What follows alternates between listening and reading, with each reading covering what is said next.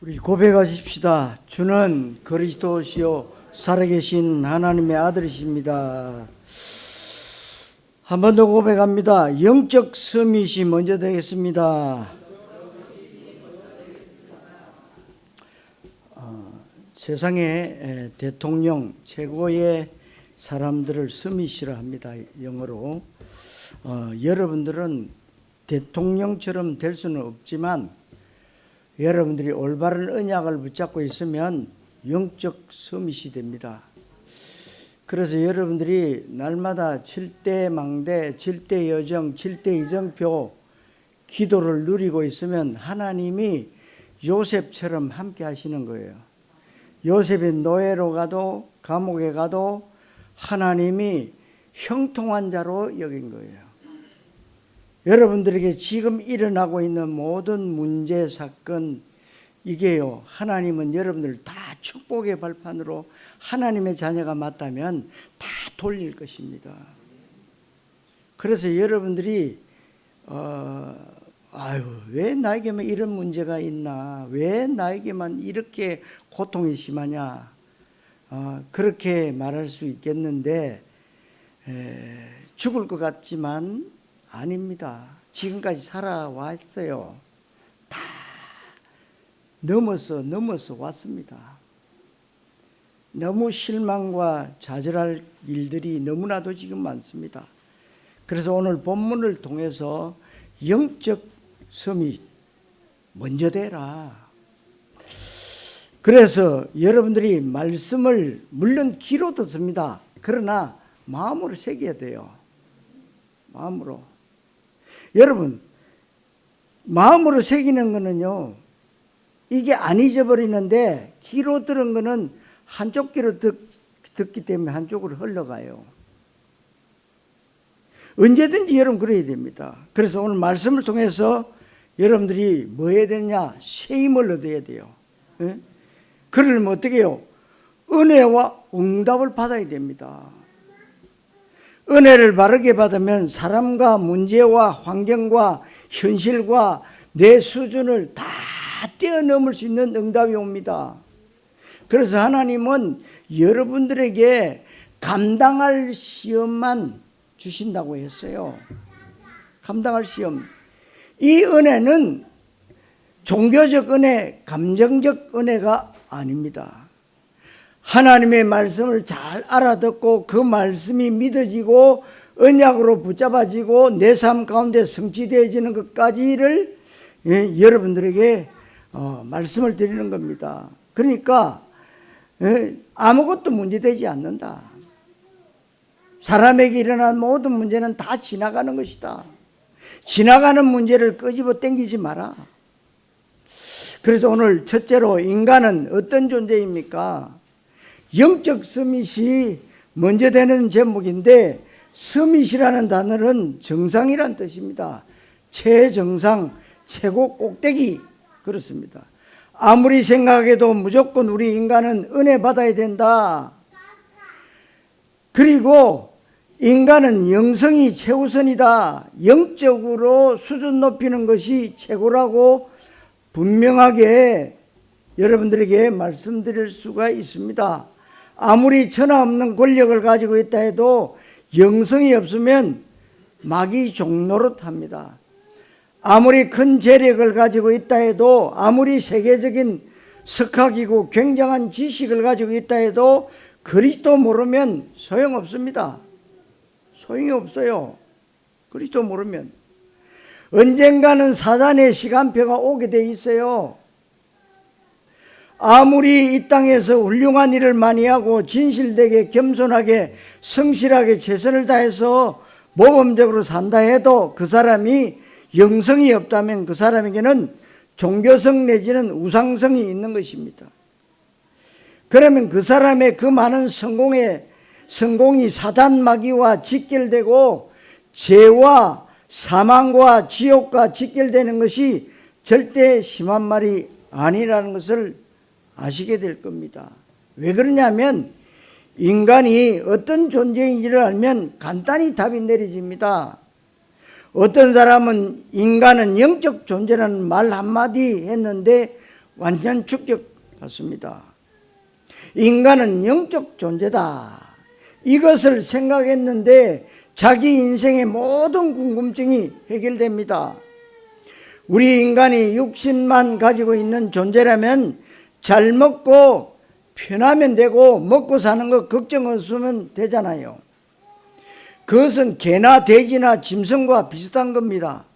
인간은 그런 존재가 아닙니다.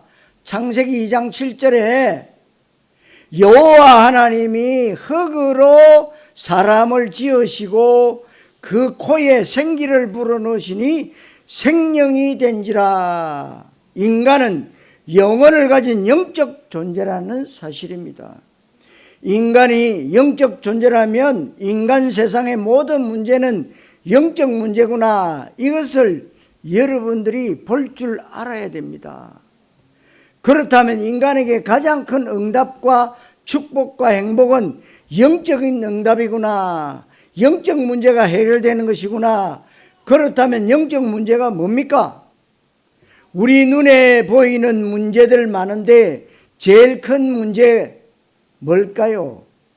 세상 사람들은 돈 문제, 여러분들도 돈 문제, 건강 문제, 자녀 문제, 여러분들의 사업 문제, 인간관계 문제, 이런저런 문제가 많은데 그것은 문제의 본질이 아닙니다, 여러분.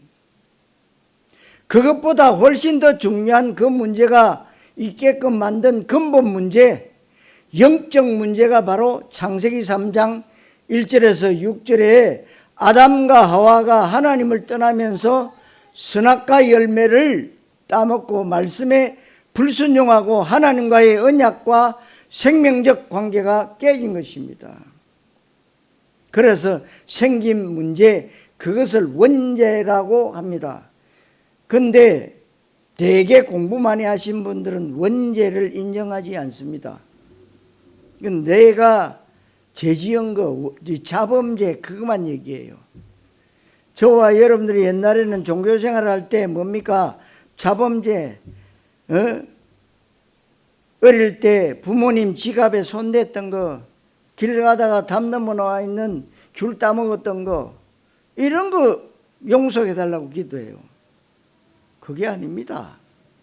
원죄, 하나님 모르는 죄, 이게 제일 중요하다니까요.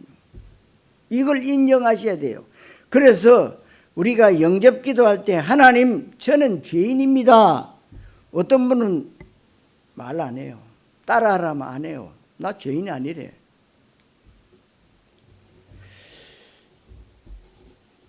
이 배후에 뭐가 있냐? 사탄 마귀가 인간을 속인 것이 있는데 그것이 뭐냐? 하나님 떠난 지옥 문제란 말이에요. 우리는 사람들이 그럽니다. 세상에서 좋은 일, 착한 일 많이 하면 저 사람 천국 갔다, 하늘나라 갔다.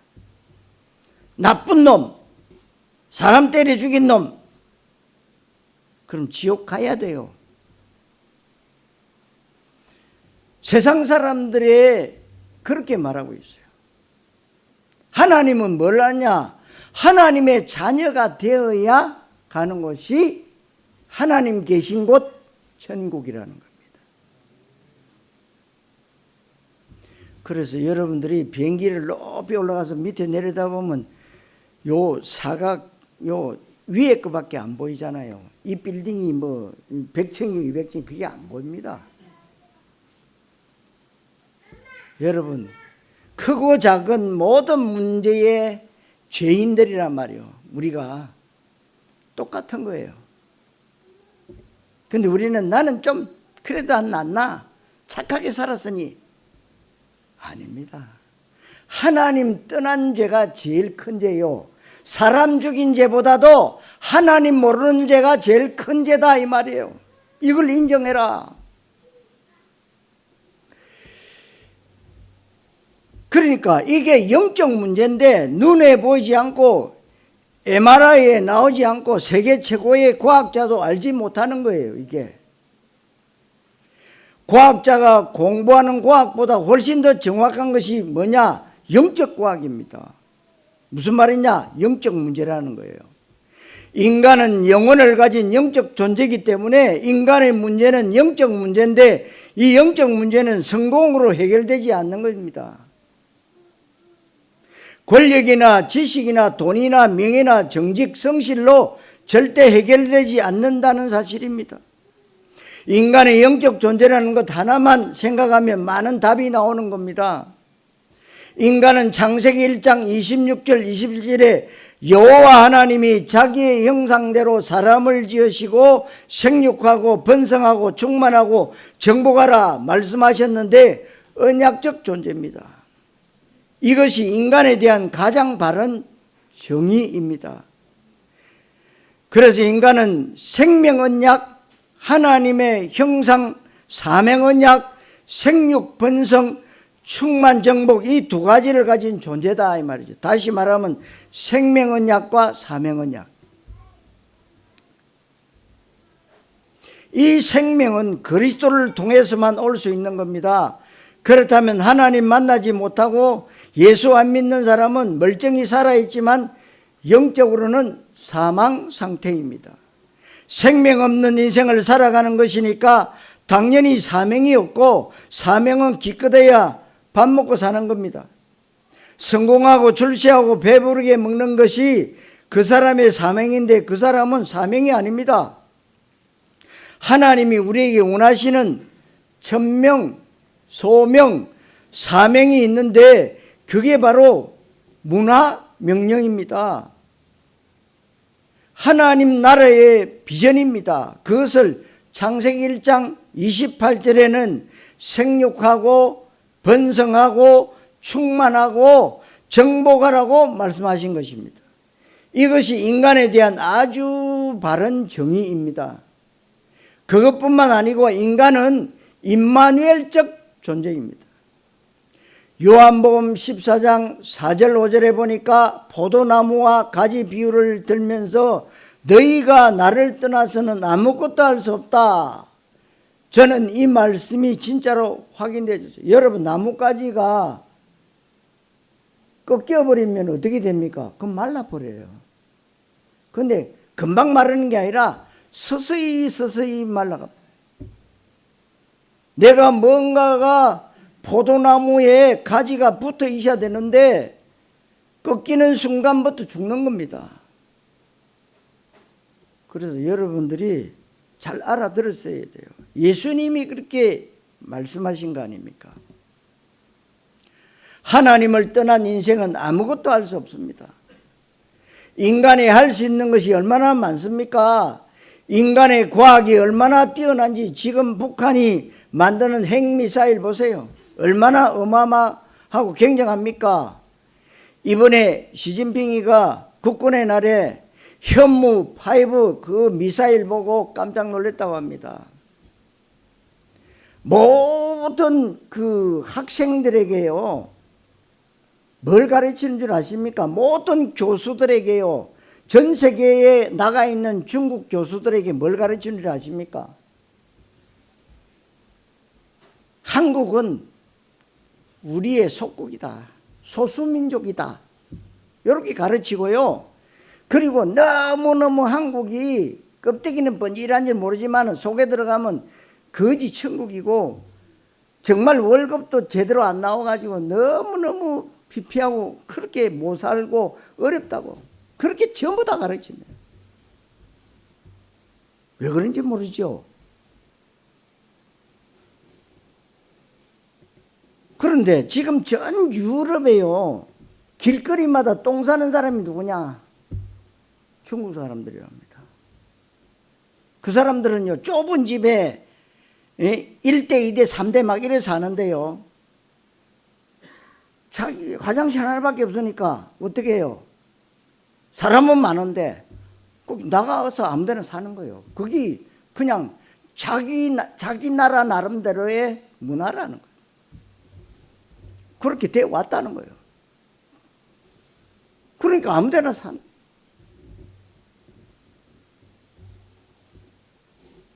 그러니까 이 시진핑이가 우리나라를 잡아먹으려고 대만을 침공하고 이제 북한을 이제 말리기 시작하고 됐거든요. 그러면 북한을 잡아먹고 밑으로 내려온다는 거예요, 지금. 그런데 지금 굉장히 아프답니다. 무슨 말입니까? 그렇게 예수 믿는 사람 핍박하고 잡아 죽이고 교회 문 닫았던 시진핑이 하나님이 지금은 보고 계세요. 왜 보고 계시냐? 중국이라는 나라에 너무너무 이단들이 많이 들어가 가지고요, 영적 혼란이 생겨 가지고 혹시 국가 체제를 무너뜨릴까 싶어서, 그래서 하나님이 그렇게 하시는 거예요. 지금 하나님이 하시면 시진핑이 머리에다가 총 하나만 집어넣으면 끝나요. 아니, 김정은이 머리에 총 하나만 집어넣으면 끝나요. 그래서 우리나라도 지금 뭐라고 얘기했냐? 아니, 당신들 2,500만 여러분들 말고 김정은이 하나 그것만 죽이면 된다. 그렇게 지금 바뀌었어요. 여러분, 전 세계가 지금 전쟁 속에 있잖아요. 예? 여러분, 핵미사일이 얼마나 굉장합니까? 그러니까 뭐라고 얘기하냐? 핵미사일 김정은이가 쏘겠다고 얘기하거든.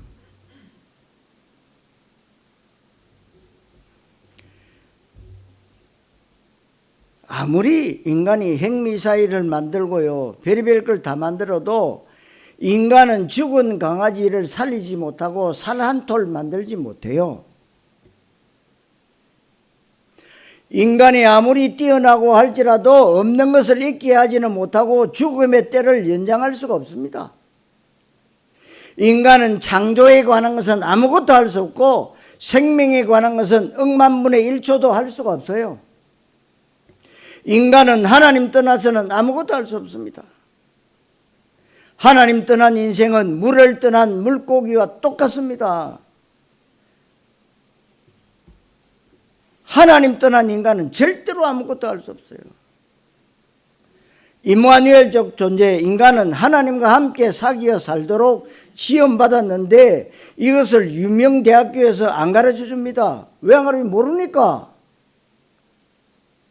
선생님들이 안 가르치고 부모님들이 안 가르치고 심지어는 교회에서도 잘 가르치지 않고 그냥 무조건 복만 받으라고 합니다. 왜 안 가르칩니까? 모르니까요.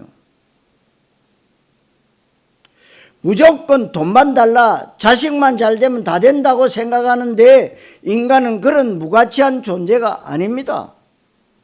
인간은 요한복음 4장 24절에 영적 존재이기 때문에 영이신 하나님께 예배해야 됩니다. 그래서 하나님은 영이시니 예배하는 자가 영과 진리로 예배할지니라. 이 성령과 하나님의 말씀, 진리로 인간은 하나님께 예배 드리도록 지원받은 존재입니다. 이것이 인간의 가장 중요한 인생 목적이에요. 그래서 인간은 하나님과의 생명적 관계, 하나님과의 언약적 관계 속에서 참 행복과 참된 삶의 만족과 가치가 있다는 사실, 이것을 하나님 떠난 인간은 절대 알지를 못합니다. 성도 여러분, 인간은 어떤 존재인가를 바르게 아시기를 그리스도이신 예수님의 이름으로 축원합니다. 자, 두 번째로 떡을 쫓아가는 인생입니다. 인간이 영적 존재라는 것을 안다면 우리가 먼저 해야 될 것이 있습니다. 인생이 무엇을 쫓아가야 될지에 대한 답이 내려져야 되는데 이건 모르니까 사람들은 눈에 보이는 것이 전부인 것처럼 떡을 쫓아가는 인생을 사는 것입니다. 성경은 떡에 대해서 정확히 얘기하는데 떡을 부인하거나 무시하거나 떡에 대한 가치를 무시하지 않고 축소하지 않습니다.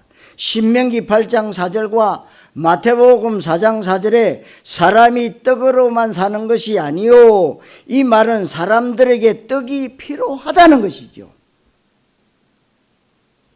사람에게 떡이 필요하다, 이 떡을 풀어서 얘기하면 떡은 먹는 떡을 말하는 게 아닙니다.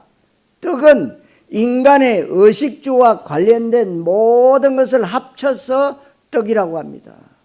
사람들이 그렇게 추구하는 돈, 명예, 또 자식, 사업, 권세, 이 모든 것들을 합쳐서 떡이라고 합니다. 인간 사는 세상에 인간은 육신을 가지고 있기 때문에 떡이 반드시 필요한데, 중요한 것은 그 떡의 위치가 내 인생에서 어떤 위치냐인 것인데 중요하지요. 떡은 내 인생의 주제도 내 인생의 주목적이 아닙니다. 떡은 내 인생의 본론이나 결론도 아닙니다. 떡은 서론이고 과정이고 방법이고 부주제입니다. 인생의 진짜 주제와 본론은 따로 있다는 사실입니다. 그것을 인간이 영적 존재라는 것에서 찾으면 됩니다. 인간이 언약적 존재고, 인간이 임마누엘적 존재고, 인간이 예배적 존재다. 여기에서 인생의 참된 주제가 무엇이고, 참된 목적이 무엇이고, 인생의 참된 본론이 무엇인지를 찾아내야 됩니다. 이것을 찾는 날 그 사람의 인생은 이 땅에서 혹시 가난하게 살고 혹시 작은 인생을 산다 해도 하나님께서 알아주는 가장 위대하고 가치 있는 인생이 된다는 사실을 반드시 알아야 됩니다. 그런데 지금 사람들은 떡을 쫓아가는데, 요한복음 6장 34절에 예수님이 오병이어의 기적을 베풀었더니 사람들이 먹는 문제 해결되니까 감동받고 은혜받고 난리가 났습니다. 그래서 이 떡을 항상 우리에게 달라고 하면서 예수님을 억지로 임금 삼으려고 합니다. 떡 문제 해결되니까 이런 식으로 예수님을 억지로 임금 삼으려고 한 것입니다. 왜냐하면 예수를 떡의 메시아로 만들고 예수를 정치적 메시아로 만들면 지구는 멸망합니다. 교회가 예수를 떡의 메시아나 정치적 메시아나 사회 구원자로 예수를 만든다면 지구 멸망은 시간 문제입니다. 예수는 영혼의 구원자이시고 구약에 예언되어진 메시아 구원자이십니다. 그런데 교회 다니면서도 떡을 추구한단 말입니다. 그렇게 예수님 만나기 이전에 떡을 쫓아가고 오로지 밥 먹는 것을 인생 목적으로 그야말로 초라하고 비참하게 살던 베드로, 이 베드로가 예수님을 만나고 나서 얼마나 바뀌었느냐, 베드로 전후서를 보면 압니다. 난 놓고 기억자도 몰랐던 그 베드로가요, 성경을 썼다니. 베드로 전서 후서를 썼단 말이에요. 그렇게 우리가 제대로 알기만 하면은요, 여러분이 무엇을 하는 게 중요하지 않다는 거예요. 베드로는 1장 4절에 보니까 썩지 않고 더럽지 않고 쇠하지 아니하는 유업을 하나님이 우리에게 주셨다. 영적인 축복인데 이 은혜와 응답을 받아야 됩니다. 에베소 1장 3절에도 하늘에 속한 신령한 복을 우리에게 주시기를 원한다. 그런데 지금 많은 기독교인들이 교회 다니고 예수 믿으면서 하늘에 속한 신령한 복, 썩지 않고 더럽지 않고 쇠하지 아니하는 유업을 받으려고 하지 않고 불신자들과 똑같이 당장 돈 내놓으라는 것입니다. 당장 내 문제 해결해주고 아들, 딸 대학 가는데 원하는 대학교 무조건 합격해야 되고 남편이 사업하는데 사업이 무조건 대박 나야 된다는 겁니다. 세상에 그런 엉터리 사기꾼이 어디 있습니까? 조금 있으면 이제 우리 학생들이 수능 보는데요, 공부도 안 하는 애에게 뭐냐, 기도 받으러 왔는데 기도해 주는데 하나님 모르는 것도 알게 하시고, 맞습니까? 한 번이라도 봐야 알기. 엉터리 사기꾼 기도 여러분 하지 말라는 거예요. 몰라서 그래요. 우리가 받는 응답은 그게 아닙니다. 우리 인간은 그런 존재가 아닙니다.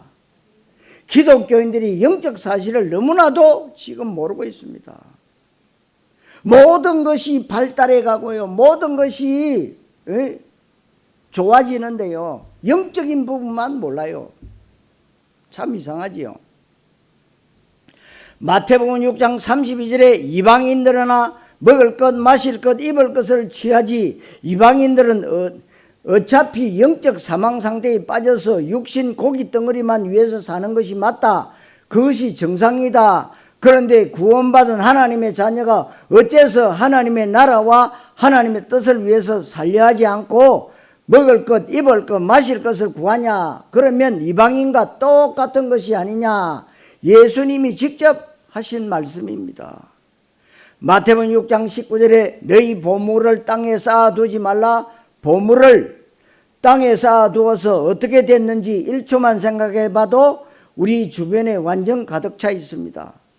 사람들이 우상숭배하니까 하나님 모르니까 그야말로 인생 가장 비참하게 됐는데 왜 그렇습니까? 보물을 땅에 쌓아두니까 거기에 세 가지가 있다고 했습니다.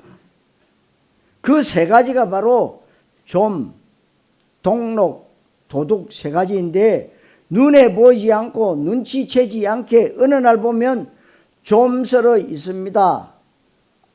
요즘 아이들은 좀이 뭔지 몰라요. 그래서 옛날에는 나우다링이라고 좀약 팔러 많이 다니. 아니 단서 안에 장롱 안에 넣어놨는데 어느 날 보면 낯익고 빵꾸 뽕뽕 뚫리. 좀. 옛날에는 이도 많았고 벼룩도 많았고요. 많았어요. 근데 지금 여러분 개 밖에서 키우는 개는 보세요. 벼룩 되게 많아요. 털 속에 벼룩이 얼마나 많은지. 저도 전에 개 키우다가 벼룩이 너무 많아가지고 어디 갔냐. 사살 데리고 가가지고 바닷물에 다 빠뜨렸어요. 그러면 이놈은 벼룩이요 머리 위로 다 올라와요. 그럼 거꾸로 쳐박아. 몇 번 하면 이제 소금물에 찌들려가 벼룩이 다 도망가요. 이런 좀, 동록, 이런 도적, 동록은 뭐냐? 여러분 아시다시피요, 쇠나 노새나 이런 거를요, 밖에 놔두면요, 이것도 녹이 슬어요. 녹이 슬어요.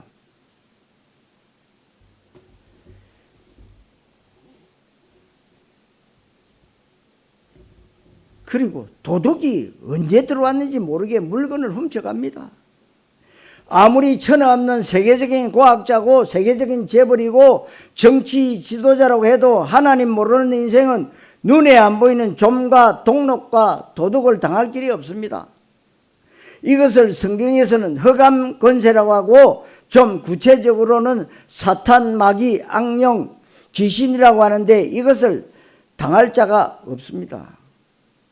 사단 마귀가 한번 내 인생에 들어와서 장난 한번 쳐놓으면 아무도 당할 자가 없습니다. 그래서 우리는 보물을 땅에 쌓아두지 않고 하늘에 쌓아둡니다. 우리는 이 땅에 썩어질 떡에 대한 것을 쫓아가는 무가치하고 시시하고 덜떨어진 인생이 아니라는 겁니다. 우리는 영원한 그리스도 하나님 나라에 방향 맞춘 언약의 백성이라는 사실입니다. 그래서 성경에서는 시편 14편 1절과 53편 1절에서 말씀하고 있는데 어리석은 자는 그 마음에 이르기를 하나님이 없다 하도다. 하나님 없는 인생, 세계에서 제일 똑똑해도 어리석은 사람 분명합니다. 왜냐하면 인생이 하나님으로부터 왔는데 인간이 하나님의 형상대로 지음받고 하나님 섬기도록 지음받았는데 그건 모르니까 지식의 기초가 없는 겁니다. 노벨상을 받아도 지식의 기초가 없는 사람이에요. 이번에 한국 여성분 한 분 노벨상 받았습니다. 그분이 믿는지 안 믿는지는 모르지만 아무리 노벨상을 받아도 지식의 기초가 없는 사람이다. 누가 이 말에 대해서 시비를 건다면 저는 그 사람에게 1년 365일 내내 증거를 보일 수 있습니다. 아무리 하나님이 없다고 소리 질러도 그 사람의 인생이 하나님 손에 달려있고 그 사람의 인생이 사단에게 붙잡혀 있는 것은 어쩔 수 없는 것입니다. 그래서 누가복음 12장 20절에 어리석은 자여 오늘 밤 네 영혼을 취하리니 네가 그렇게 평생토록 노력하고 땀 흘리고 수고해서 쌓아올린 그 많은 것들이 누구 것이 되겠느냐는 것입니다. 성도 여러분, 떡을 쫓아가는 인생 되지 마시기를 그리스도의 신 예수님 이름으로 축원합니다. 세 번째로 나만 장관입니다. 이 나만 장관은 성공 아닌 성공을 했습니다. 이 성경의 나만 장군의 이야기를 잘 알고 여러분 있지요. 나만 장군이 그냥 보면 세상적으로 성공한 사람이에요. 이 사람이 어느 정도로 성공했느냐, 본문 1절에 보면 아람 나라의 군대 장관이고 크고 존귀한 자고 아람을 구원한 사람이고 큰 용사라고 했습니다. 그런데 주위에서 봐야 될 것은 크고 존귀한 자고 군대 장관이고 아람을 구원했고 큰 용사다. 여기에 마지막에 그러나 그 한 방에 가는 겁니다. 여러분, 천하없는 노력을 해서 세계 최고의 자리를 올라 있어도 그러나 뭡니까? 나병 환자입니다. 여러분, 여기에서 무엇을 봐야 합니까? 우리 인간이 성공을 향해서 달려가고 썩어질 떡을 쫓아가는 인생을 살면서 그 중에 아주 드물게 성공을 하지만 대다수는 그 성공자의 자리에도 가지 못합니다. 그렇게 천에 하나 만에 하나 성공했다 해도 그러나 그는 나병 환자더라. 성경에서 나병을 말할 때 두 가지로 쓰이는데 나병은 죄의 상징입니다. 그리고 부정함의 상징으로 쓰입니다. 부정하다는 말은 정하지 않다, 더럽다는 얘기예요. 성경이 죄와 부정함의 상징으로 나병 환자를 말합니다. 이 당시 나병 환자는 공동체에서 살지 못하고 격리돼서 굴 같은 곳에서 지냅니다. 길 가다 사람 만나면 나는 부정하다고 외쳐야 된다. 왜냐하면 전염병이기도 하지만 이것은 공동체 속에 들어갈 수 없는 부정과 죄의 심장이기 때문에 그렇습니다. 나병 환자를 보면 코가 없고 귀가 없고 나병으로 다 녹아내리고 손가락 발가락 없습니다. 저는 어릴 때 참 문둥이들 진짜 많이 봤어요. 시골인데. 그때 문둥이 만나면 도망가야 된다고 보리밭에 앉아가지고 그 그 병을 고치기 위해서 아이들이 간을 빼먹으면 낫는다는 그런 소문이 있어가지고 도망가고 그랬어요. 그게 아닌데요. 지금은 이제 뭐 이렇게 다 격리되어 있지요. 소록도에. 지금도 뭐 소록도에 많은데요. 또 제가 그 나병 환자촌에 옛날에 좀 댕긴 게 무좀이 너무 심해가지고 안 나요. 그래서 나병 환자촌에 가면 그 의사가 있거든요. 거기서 이제 그걸 받아와가지고 좀 발라봤는데요. 조금 낫더만 또 다시 도지더라고. 그래서 몇 군데를 가봤어요. 나병 환자. 저희 고향에서도 이렇게 기차 타고 가면은 일광이라는 거기도 산 속에 들어가니까 돼지 키우는데 나병 환자들이 많더라고요. 그래서 이제 자녀들이 나면은 다 외지로 보내요. 그 아이들은 그 나병 환자들하고 상관이 없기 때문에. 이 나만 장군이 나병 환자입니다. 그러니까 공동체 속에 못 들어가지만 이 사람은 워낙 장군이고 나라를 구원했기 때문에 그 있는 거죠. 요즘 말로 말하면 나만 장군은요 포스타입니다. 포스타 별 4개. 그런데 성경에 등장하는 이 나만 별 4개지만 본문에 등장하는 어린 소녀는 짝대기 1개도 안 됩니다. 여러분 논산훈련소 가면은 처음에 훈련 딱 받자마자 뭡니까? 짝대기 한 개 주잖아요. 짝대기 한 개. 짝대기 한 개하고 훈련병하고요, 하늘과 땅 차이입니다. 이제 우리 청년들은 갔다 와서 알 거야. 짝대기 한 개가 어마어마합니다. 하늘이 하늘, 훈련병에게는. 근데 이 소녀는요, 짝대기 한 개도 아니야. 나만 장군은 성공했지만 성공이 아닙니다. 나만 장군에게 제가 굉장히 중요한 모습을 봅니다. 이 사람은 남들이 부러워하는 좋은 집, 좋은 차, 좋은 권력, 왕에게 신임받는 어쩌면 이 나라의 2인자급인데 굉장합니다. 이 사람이 뜨면 동네가 난리 나지만 이 사람은 늘 갈급하고 비참하고 자기 인생에 대해서 회의감, 자괴감이 생기고 문둥병이 계속 번져가는데 살맛이 안 납니다. 그야말로 자기 인생에 대해서 얼마나 비참하겠습니까? 남들은 부러워하는데 본인은 죽어나는 겁니다. 그러던 어느 날 이스라엘에서 포로로 끌려온 어린 소녀는 인생 가장 낮은 직업, 노예요, 식모, 안주인의 몸쪽 가장 비참합니다. 그 아이가 우리 주인님의 문둥병은 우리나라 사마리아에 있는 선지자 엘리사에게 보이면 나을 것이다. 그 한마디 한 것인데 거기에 나만 장군은 순종합니다. 왜요? 예나 지금이나 문둥병은 안 났습니다. 절대로 안 났습니다. 나만 장군은 안 낳는다는 것을 알고 있었다는 거죠. 그러니까 뭐냐? 아니, 조그만 아이가 와가지고 희망적인 얘기 하잖아요. 우리는 별 볼 일 없는 얘기지만 문둥병자에게는요, 굉장한 어떤 기쁜 소식이에요. 지금도 많은 사람들이 영적 문제로 죽어가고 있는 이 사람들에게 예수님이 그리스도라고 하는 그 얘기를 할 때 어떤 사람은 눈을 번쩍 뜬다는 거예요.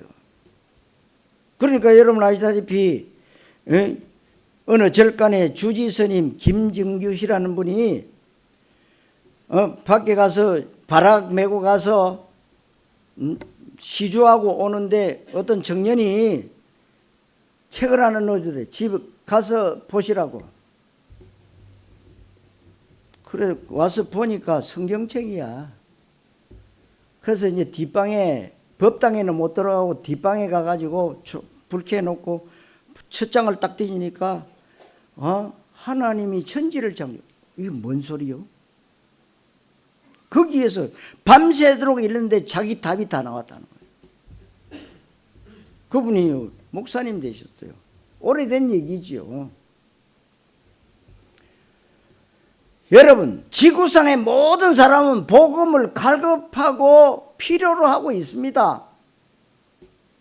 하나님 떠나 있기 때문에. 그런데 그 중에 복음으로 연결되는 사람은 가장 복된 사람이에요. 우리가 그렇게 해서 하나님을 만났습니다. 그런데 이 갈급함을 다른 종교로, 우상으로, 썩어질 떡으로 해결하려고 하는 사람들은 참으로 불쌍한 사람들이고 인생 실패자들입니다. 여러분, 나만 장군 어느 정도로 복받은 사람이냐? 우리는 이런 사람을 만나야 됩니다. 우리는 아무나 만나는 게 아니고 내가 어린 소녀와 같이 정확하게 그리스도 복음을 증거할 수 있을 만큼 영적 서밋의 자리에 간다면 이 땅에서 가장 하찮은 인생을 산다 해도 우리는 모든 사람을 살릴 수가 있습니다. 높은 사람에게 답을 줄 수 있고 한 나라를 변화시킬 수 있고 시대의 흐름도 바꿀 수 있고 문화도 바꿀 수 있습니다. 여러분, 한 사람이 영적 서밋의 자리에 들어가게 되신다면 여러분들 한 사람이 여러분들 다니는 직장의 CEO를 변화시킬 수 있고 직장 문화를 얼마든지 바꿀 수가 있습니다. 심지어는 성경의 렘트들은 왕에게 영향력을 주고 시대 문제를 해결했는데 능력이 있어서가 아닙니다. 영성 있는 사람, 영적 서밋에 들어간 사람은 지구상에서 가장 낮은 밑바닥 인생, 식모살이를 해도 아랍 나라를 살릴 수가 있습니다. 이게 영적 서밋이 먼저 돼야 되는 이유입니다. 진짜 똑똑한 사람, 진짜 부자, 진짜 훌륭한 사람은 굉장히 겸손합니다. 그래서 더 마음이 아픈 겁니다. 더 인간성도 좋고 그릇도 크고 너무나도 겸손하고 너무나 진실되고 그들은 티를 안 냅니다. 그래서 더 마음이 아픈 겁니다. 왜냐하면 하나님은 이 사람들에게 관심이 없어요. 이 사람들은 영적 문제가 그대로 남아있기 때문에 그렇습니다. 이 사람들이 영적 서밋의 자리에 들어와야 되는데 그렇지를 못합니다. 본문에 등장하는 나만 장군이 어린 소년 말 듣고 이스라엘로 갔습니다. 이 사람이 복된 사람이고 제대로 똑똑한 사람이에요. 여러분, 물에 빠진 사람이 뭐도 짚는다고요? 지푸라기도 잡는다고 그랬어요. 이 사람이 가서 엘리사를 만나야 되는데 엘리사가 면회도 안 해줬습니다. 외국에서 그래도 별 4개가 아니면 국방부 장관이나 외교부 장관이 왔는데 더군다나 자기 왕도 아니면서 지금으로 말하면 목사나 일개 선지자인데 놔보지도 않고 만나주지도 않고 요단가에 가서 하인시켜서 7번 모여가라는 것입니다. 얼마나 나만 장군 입장에서 기분 나쁘고 자존심이 상하겠습니까? 그런데 들어갑니다. 여러분들이요, 오직의 복음을 받으면 자존심 내려놔야 됩니다. 여러분들이 신앙생활을 할 때 자존심이 강한 사람들, 자존심 때문에 어느 날 무너져요. 부부지간에 이혼하는 것도요, 자존심 때문에 무너지는 겁니다. 큰일 터져가지고 갈라서는 게 아닙니다. 조그만 아무것도 아닌 일 가지고 되게 하다가 그렇습니다. 사단은요, 큰일 가지고는 절대로 안 넘어뜨려요. 적은 거, 알량한 자존심. 처음에는 화가 나서 아랍나라에 강이 없어서 여기까지 와서 요단강, 요단도랑에서 모여가게 됐냐? 여러분 아이들 요단강 여러분들 많이 보았죠? TV에서. 요단강이면 큰 줄 아십니까? 쪼매네요. 그 나와서 아니 그래도 엘리사라는 그 분이 기도하는 분이 나와가지고 안수 기도하든지 약 처방을 하든지 해도 될까 말까 하는데 그래서 돌아가려는 나만 장군 밑에 신하가 참 괜찮은 사람이에요. 요즘 말로 말하면 미쳐봤자 본전 아닙니까? 이런 사람들이 많아야 돼요. 높은 사람, 훌륭한 사람이지만 신하를 잘못 만나면 비서 잘못 만나서 어려움 당하는 경우도 굉장히 많아요. 뒤통수 치거든요. 그러니까 여러분 뭐 저도 마찬가지로 뭐 비서 이런 건 아니지만 진짜 내 의중을 알고 나만 장군의 신하처럼 아브라함의 종 엘리에셀 같은 충직된 제자가 있으면 좋겠다는 마음이 들 때도 있습니다. 나만 장군이 화가 나고 자존심 상해서 아랍나라로 돌아가려고 할 때 신하 중 하나가 장군님 이것보다 더 심한 것 하라고 해도 할 것이지 않습니까? 문둥병만 고친다면 뭔들 못하겠습니까? 제대로 얘기했습니다. 만남의 축복이지요. 그렇게 해서 나만 장군은 요단강에 7번 들어갑니다. 그런데 6번까지 들어갔다면 좀 좋아져야 되잖아요. 그래도 이제 한 번 남았는데 그대로라.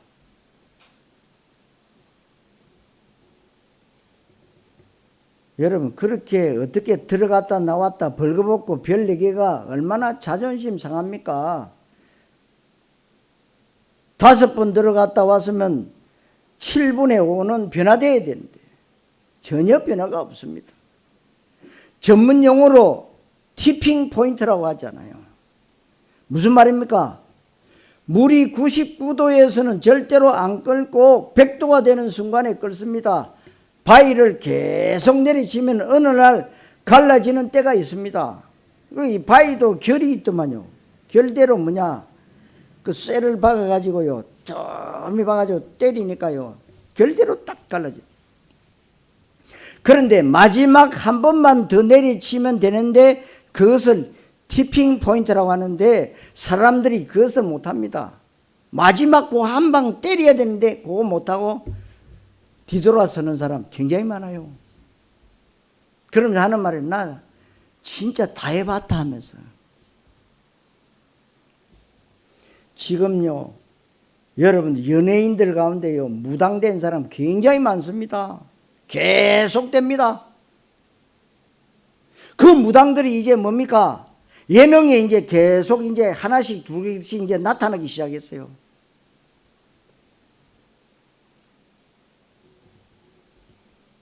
장난 비슷하게 하면서 뭐냐? 사람들에게 뭡니까? 응? 귀신 들리게 만든단 말이에요. 흑이야 뭐 무당 사주나 그 연예인 사주나 똑같답니다.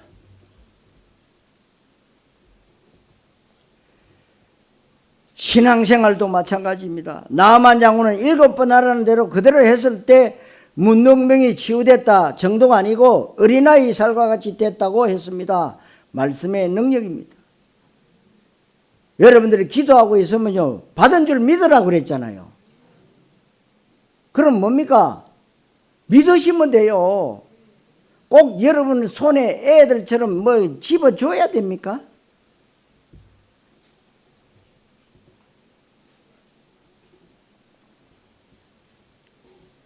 믿음의 기적입니다. 하나님의 창조의 권능은 얼마든지 일어날 수 있습니다. 나아만은 문둥병 육신적으로 치유받았다 정도가 아니고 구원받았다입니다. 문둥병이 죄의 상징이고 부정함의 상징입니다. 성도 여러분, 영적 서밋의 응답을 누리시기를 그리스도이신 예수님 이름으로 축원합니다. 결론, 어린 소녀의 실패 아닌 실패입니다. 여기에 역할을 사람이 바로 어린 소녀, 군대로 말하면 짝대기 한 개 훈련병 정도도 안 되는 그 소녀, 이 어린 소녀는 한마디로 말하면 인생 가장 밑바닥 직업이지만 영적으로는 최고이고 영적 서밋입니다. 이 어린 소녀가 나만 아내에게 수정 들고 있는데 복음을 선포했습니다. 어린 소녀가 나만 장군에게, 장군님, 하나님 떠나서 생긴 죄와 사단과 지옥 문제 해결하기 위해서는 예수님을 영접해야 됩니다. 예수님은 그리스도이십니다. 그렇게 말한 것이 아닙니다. 저 이스라엘 나라 선지자 계시는데 선지자에게 우리 주인님이 몸을 보이면 되겠습니다. 이 한마디 한 것입니다. 이게 바로 복음 선포예요. 왜 복음 선포일까요? 답을 가지고 있기 때문에 그렇습니다. 이 어린 소녀가 창세기 3장의 문제를 진단할 줄 압니다.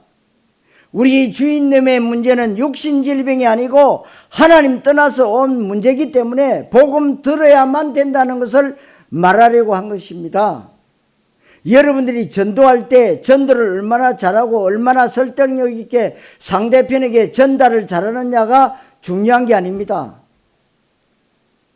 그래서 여러분들이 전도 캠프 할 때 설득해가지고 온 사람들도요, 뭐 우리 다락방 안에 보니까 설득해서 온 사람은 결국은 문제 만들고 나가더라고. 설득에 의해서 한 거지 정말 영적 문제를 바로 알고 그리스도를 올바르게 누리는 게 아니더라고. 설득. 얼마나 말 주변이 좋고 언병력이 뛰어나냐가 아닙니다. 내가 영적 서밋 되면 됩니다. 영적 서밋은 뭐냐? 이 땅의 문제가 어떤 문제인지 바르게 알고 그 문제에 대한 유일한 해답, 그리스도 복음에 대해서 인생의 결론 내리고 그 그리스도를 통한 구원과 신분 권세를 내가 누리고 있는 것, 그렇다면 그 사람에게 하나님께서 전도의 시간표를 열어주시는 것입니다. 그게 만남으로 이런저런 사건을 통해서 되어지는 것입니다. 그래서 언제 어디서 누구를 만나든지 간에 그리스도 원색복음 정확하게 말할 준비를 하고 있을 때 하나님은 이런저런 사건과 만남을 통해서 나에게 그리스도만 들어야 되는 하나님이 영생 주시기로 준비 내오신 영혼을 만나게 하시는 것이 전도의 시간표입니다. 이게 영적 서밋에게 일어나는 굉장한 기적입니다. 이것보다 큰 축복이 없습니다. 그래서 하나님이 구원하는 일에 실수하지 아니하신다.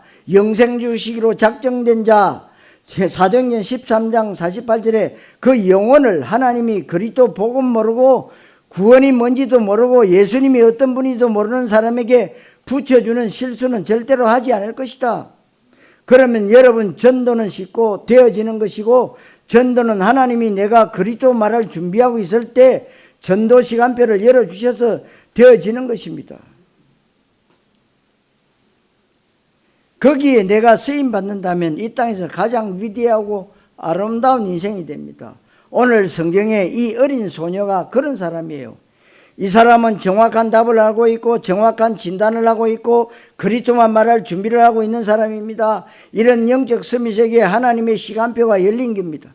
나만 장군에게 문둥병이 생기게 했고 그 여종은 이스라엘에서 노예로 끌려오게 했고 모든 사람들이 아람 나라를 구원하기 위한 하나님의 계획인데 여기에 어린 소녀, 그냥 보면 그야말로 하찮은 인생이 하나님께 픽업돼서 쓰임받고 있다는 사실입니다.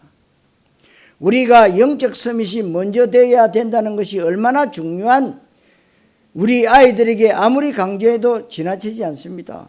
그래서 먼저 영적 서밋이 되어야 됩니다. 그런데 이런 건 모르고 무조건 돈만 달라고 하고 무조건 복 달라고 하고 자식 잘 되게 해달라고 기독교인들이 전부 기도하고 있단 말입니다. 이렇게 이런 때에 하나님이 저와 여러분들을 이 언약의 시간표 가운데 불러주셨음을 믿으시기 바랍니다.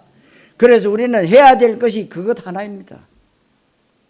그리스도를 바르게 알고 신앙 고백하고 계속 예수가 그리스도라고 하는 사실을 내 모든 삶의 정황들 가운데 확인, 발견, 체험하고 누리고 있으면 하나님의 작업이 시작됩니다. 그게 뭐냐?